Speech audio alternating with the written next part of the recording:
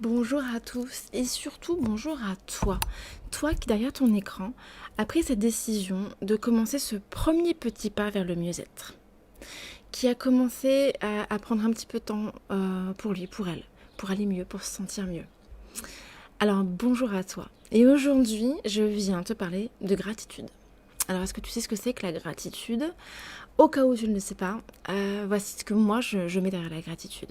C'est le fait de te poser et de remercier pour ce que tu as. Alors tu remercies qui tu veux. Soit tu remercies la vie, Dieu, Allah, Bouddha, l'univers, le grand tout, ce que tu veux. Ou même personne, t'es pas obligé de cibler quelqu'un. Juste le fait de dire merci, de prendre le temps et de te poser et de réfléchir à toutes les belles raisons qui te mettent en gratitude. Alors je te pose la question, ou plutôt toi pose-toi la question. Pourquoi es-tu reconnaissante aujourd'hui? Même les petites choses du quotidien ont leur place. On n'est pas obligé d'attendre de gagner au loto pour être reconnaissant, ok?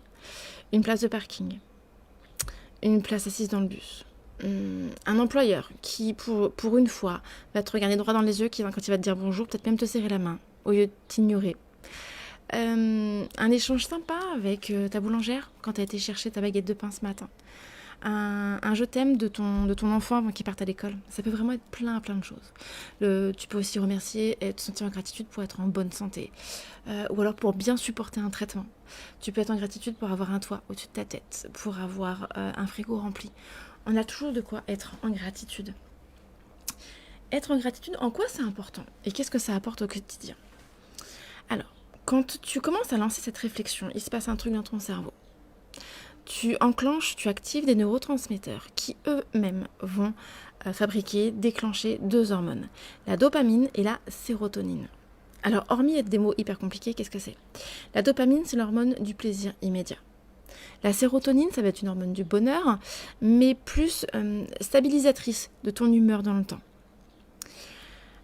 Donc le fait de commencer cette réflexion va enclencher ces hormones. Donc t'imagines le bien-être que ça te procure, tu vois, c'est scientifique. Le fait de dire merci, c'est scientifique, ça fait du bien. Mais il faut que ce soit un merci en conscience. Je te parle pas d'un merci, tu me passes un verre d'eau, je te dis merci. Non, je te parle d'un merci en conscience.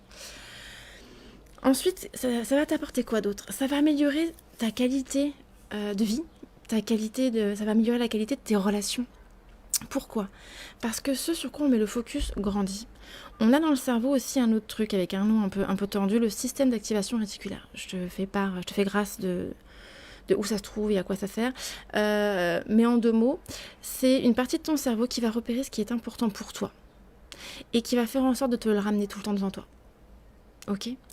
Donc si tu commences à réfléchir à ça quotidiennement, ton système d'activation, ton SAR, on va faire plus court, va se débrouiller pour t'en ramener encore de plus en plus. Quand tu as deux plantes vertes, celle que tu as arrosée au quotidien, elle va grandir, l'autre elle va faner. Donc là, pareil, tu vas arroser tous ces moments de joie, de partage, de gratitude.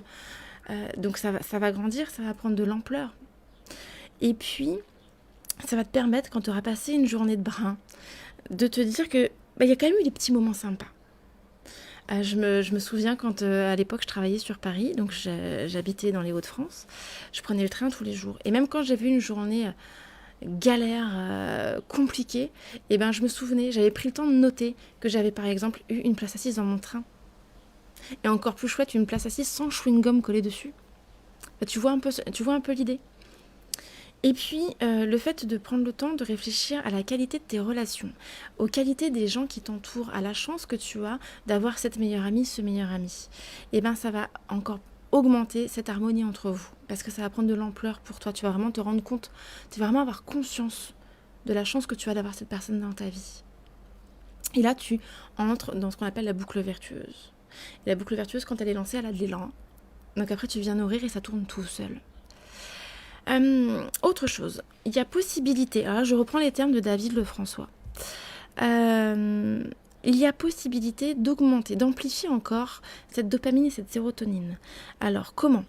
Quand tu as déterminé le pourquoi tu es en gratitude, tu lui apportes une note de 0 à 10. Par exemple, tu es en gratitude d'avoir eu un super déjeuner avec un collègue, vous avez passé un super moment.